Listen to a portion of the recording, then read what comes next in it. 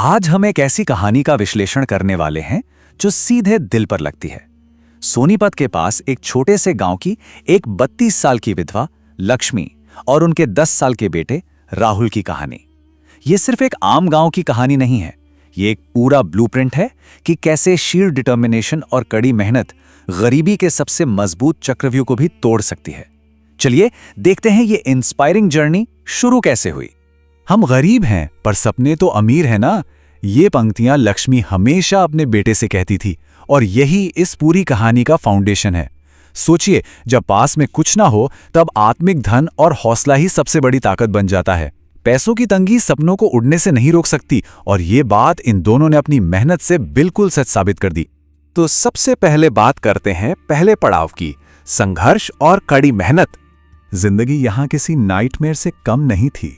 पति के गुजर जाने के बाद बोझ इतना था कि 32 साल की लक्ष्मी 45 साल की लगने लगी थीं। उनका डेली रूटीन सुनकर ही थकान हो जाती है। सुबह 4 बजे उठना, खेतों में घंटों झुककर मजदूरी करना, फिर दिन भर घर घर जाकर लोगों के बर्तन मांजना और शाम को कपड़े धोना। ये सब इतना ग्रूलिंग था और सिर्फ इसलिए ताकि दिन के आखिर में 2 वक्त की रोटी नसीब हो सके। इसे सुनकर हम अंदाजा लगा सकते हैं कि आने वाले सुनहरे सफर की बुनियाद कितने गहरे दर्द और पसीने से रखी गई थी। और राहुल इस सब में पीछे नहीं था। 10 साल की छोटी सी उम्र में स्कूल के बाद कचरा चुनना और साइकिल रिपेयर शॉप पर काम करना उसकी आदत बन चुकी थी। 15 साल का होते होते रात की शिफ्ट्स करना और बिजली ना होने के कारण अंधेरे में पढ़ना, ये उसका नॉर्मल रूटीन था। पर सबसे हैरान करने वाली बात यह है कि इन सब मुश्किलों के बाद भी उसने 12th ग्रेड में पूरे डिस्ट्रिक्ट में टॉप किया। ये सॉलिड प्रूफ है कि लैक ऑफ रिसोर्सेज किसी की सच्ची लगन को हरा नहीं सकते।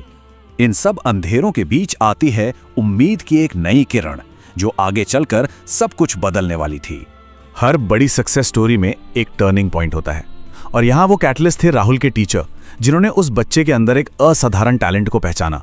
उन्होंने एक गवर्नमेंट स्कॉलरशिप अप्लाई करने का सुझाव दिया, पर एप्लीकेशन फॉर्म के लिए पैसे तक नहीं थे। तब लक्ष्मी ने पड़ोसियों से पैसे उधार लिए, अपने हिस्से का खाना छोड़ दिया ताकि हर एक रुपया बच सके और रात भर जाकर फॉर्म्स भरे। इस अटूट समर्पण का नतीजा ये निकला कि राहुल ने अपनी कड़ी मेहनत से वो इंजीनियरिंग स्कॉलरशिप हासिल कर ही ली। पर स्कॉलरशिप मिलना ही काफी नहीं था, कॉलेज की शुरुआती फीस अभी भी देनी थी। और यहाँ इस कहानी का सबसे भावुक हिस्सा सामने आता है।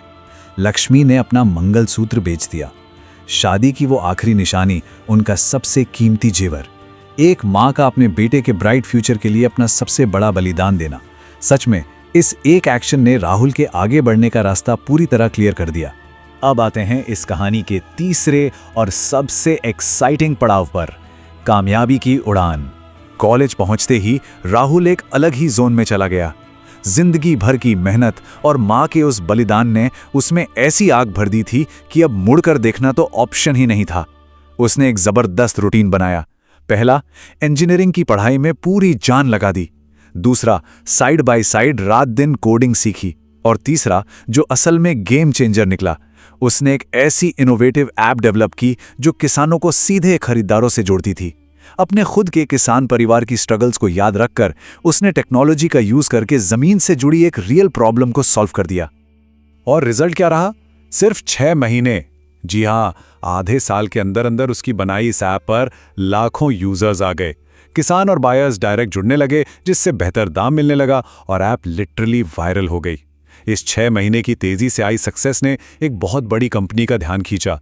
ये बिल्कुल क्लियर कर देता है कि जब सही दिशा में मेहनत और इनोवेशन जुड़ते हैं तो हालात बदलने में सालों नहीं, बस कुछ महीने ही लगते हैं। इस क्रेजी ग्रोथ का पे ऑफ देखिए। उस बड़ी कंपनी ने ना सिर्फ ऐप के लिए फंडिंग और इंटर्नशिप ऑफर की, बल्कि राहुल को डायरेक्टली जॉब भी दे दी। और वो शुरुआती सैलरी क्या थी? 1.5 लाख रुपए महीना। बचपन में सड़क पर कचरा चुनने से लेकर अंधेरे में पढ़ने और माँ के मंगलसूत्र बिकने का दर्द, हर एक आंसू, हर एक बूंद पसीना आज इस लाइफ चेंजिंग सक्सेस के रूप में अपना फल दे रहा था। और इस सब के बाद शुरू होता है जिंदगी का नया सफर। पहली सैलरी का पैसा आते ही खुशी और आंसुओं के साथ राहुल ने सबसे पहले अपनी माँ को कॉल किया। ये सिर्फ एक जॉब मिलने की न्यूज़ नहीं थी, ये उस वादे की जीत थी जो एक छोटे से बच्चे ने अपनी माँ से किया था, उन्हें गरीबी से निकालने का। कल तक जहां सिर्फ धूल थी, कड़ी मजदूरी थी और दूसरों के जूठे बर्तन थे, आज उसकी जगह एक नए सुंदर घर के आंगन में उगे फूलों ने ले ली थी। सर्वाइवल मोड से बाहर निकलकर सुकून और शांति के इस फेज में आना सच में बहुत खूबसूरत प्रतीक है। लेकिन इस कहानी का सबसे प्यारा हिस्सा अभी बाकी है। असली सक्सेस सिर्फ अपने लिए बैंक बैलेंस बनाना नहीं है, बल्कि दूसरों को भी ऊपर उठाना है। राहुल ने अपने नए घर के साथ साथ अपनी मां के नाम पर गरीब बच्चों के लिए एक फ्री स्कूल खोला, ताकि और किसी बच्चे को अंधेरे में ना पढ़ना पड़े। अपनी कामयाबी को अपनी कम्युनिटी के साथ इस तरह शेयर करना, यही इस पूरे विश्लेषण का सबसे बड़ा और पावरफुल मैसेज है।